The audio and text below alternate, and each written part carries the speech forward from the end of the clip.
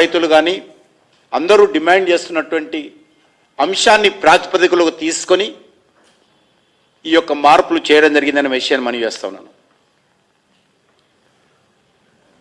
అదేవిధంగా పని అడిగినటువంటి కూలీకి పని కల్పించకపోతే వాళ్లకు మరి పరిహారం ఇవ్వాలనేటువంటిది కూడా నిర్ణయించడం జరిగింది. అదేవిధంగా పని చేసిన తర్వాత వాళ్ళకు సకాలంలో వాళ్ళ అకౌంట్లో డబ్బులు రాకపోతే, వాళ్ళ అకౌంట్లో డబ్బులు చేరకపోతే దానికి మరి ఫైన్ వేసే విధంగా కూడా మార్పులు తీసుకురావడం జరిగింది.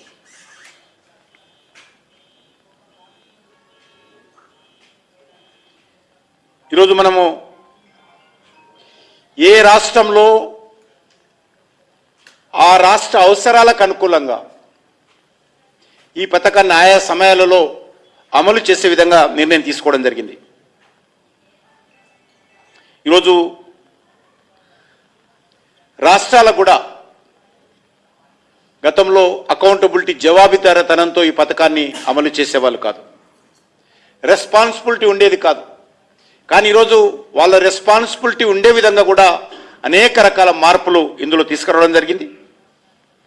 అదే కాకుండా ఈ పథకం అమలు చేయడం కోసము అడ్మినిస్ట్రేషన్ సంబంధించినటువంటి నిధులు కూడా ఉండేవి. దాని ఈసారి 9% పెంచడం జరిగింది. ఒక 100 రూపాయలు ఖర్చు పెడితే 9 రూపాయలు ఈ పథకం అమలు చేయడం కోసం కావాల్సినటువంటి ఖర్చు సూపర్వైజర్ కోసం కానీ, ఆడిట్ కోసం కానీ, పేపరింగ్ కానీ ఇతరతరగా చేయొచ్చు. దీని ద్వారా ఈ పథకం నిర్వహణ కోసము సరైనటువంటి పర్యవేక్షణ కోసం కావాల్సినటువంటి సిబ్బందిని కూడా ఏర్పాటు చేసుకోవచ్చు. ఎందుకంటే జియో ట్యాగింగ్ ఉంటుంది. ఎక్కడెక్కడైతే పని జరిగిందో ఆ పనులకు సంబంధించినటువంటి పర్యవేక్షణ కూడా కేంద్ర ప్రభుత్వం చాలా పెద్ద ఎత్తున చేయబోతుందనే విషయాన్ని ఈ సందర్భంగా మనం చేస్తున్నాం. ఈ పథకము గుంతలు తవ్వే పథకమే కాదు, గ్రామాలను అభివృద్ధి చేసేటువంటి పథకము, దేశాన్ని అభివృద్ధి చేసేటువంటి పథకం. ప్రతి గ్రామీణ కుటుంబానికి మరింత ఆదాయాన్ని కల్పించేటువంటి పథకం. ఇది చట్టబద్ధమైనటువంటి మోడీ గారు ఇస్తున్నటువంటి గ్యారంటీ పథకం. అదేవిధంగా రాష్ట్రాలకు అదనపు భారం పడుతుందని, అదనపు భారం వేయడమే కాదు, కేంద్ర ప్రభుత్వం కూడా అదనపు భారం మోస్తూ ఉంది. ఈ సంవత్సరము 17,000 కోట్ల రూపాయలు అదనంగా ఈ పథకం ద్వారా కేంద్ర ప్రభుత్వము లాస్ట్ ఇయర్తో పోల్చి చూసినట్లయితే అదనంగా ఖర్చు చేయబోతుందనే విషయాన్ని సందర్భంగా మనం చేస్తున్నాను. మన తెలంగాణ రాష్ట్రానికి కూడా సుమారు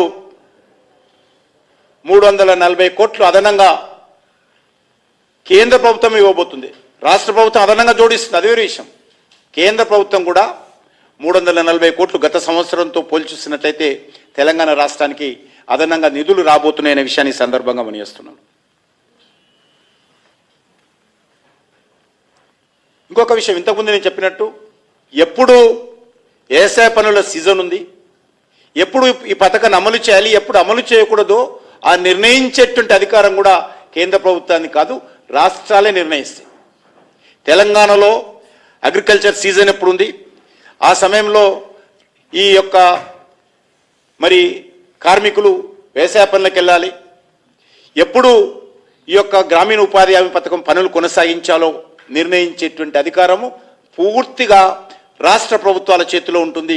ఇది కేంద్ర ప్రభుత్వం నిర్ణయించదనే విషయాన్ని సందర్భంగా మండిస్తున్నాను. నేను ఇంతకుముందు చెప్పినట్టు 15 రోజుల్లో పని కావాలని నమోదు చేసుకున్నటువంటి కార్మికులకు 10 కల్పించకపోతే వాళ్ళకు మరి పరిహారం అన్ఎంప్లాయ్మెంట్ అలవెన్స్ ఇచ్చే విధంగా కూడా ఇందులో పొందుపరచడం జరిగింది. వేతనాలు ఆలస్యమైతే కూడా పర్ డే 5% పరిహారం చెల్లించే విధంగా కూడా ఇందులో మార్పు తీసుకురావడం జరిగింది. దాంతోపాటు ప్రతి ఒక్క రైతు కూలీకి, ప్రతి కార్మికుడికి నేరుగా డీబీటీ ద్వారానే డబ్బులు వస్తాయి.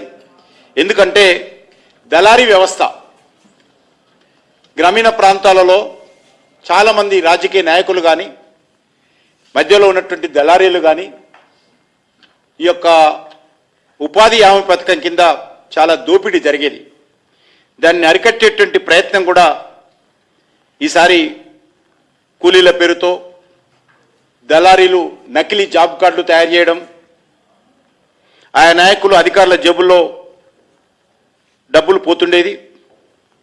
కాబట్టి దళారీల దయాదాక్షిణ్యాల మీద ఉపాధి హామీ పథకం అమలు జరగకూడదు అనేటువంటి ఆలోచనతో డిజిటల్ ట్రాన్సాక్షన్ కింద ఆయా కార్మికుల అకౌంట్లో నేరుగా ₹1 తక్కువ లేకుండా వాళ్ళ అకౌంట్లో చేరే విధంగా ఈరోజు చట్టం తీసుకురావడం జరిగింది.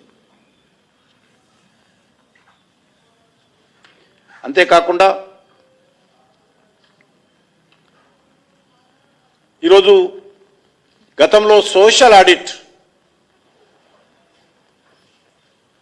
నామకే వాస్తే ఉండేది. వాళ్ళు చేసినటువంటి ఆడిట్ మళ్ళీ ఇంకోరు పైన ఎవరు చూసేవాళ్ళు కాదు.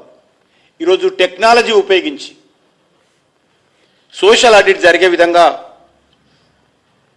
ఈరోజు చేస్తూ ఉన్నాము. కూలీలకు ఆలస్యంగా చేసిన తర్వాత నెల 2 నెలలకు కూడా మన తెలంగాణ రాష్ట్రంలో కూడా డబ్బులు అందేది కాదు. 2 నెలలు 3 నెలలు రైతు కూలీలు ఆ దళారీల చుట్టూ, అధికారుల చుట్టూ తిరిగేటువంటి వాళ్ళు. కాబట్టి అది కూడా ఈరోజు ఈ చట్టంలో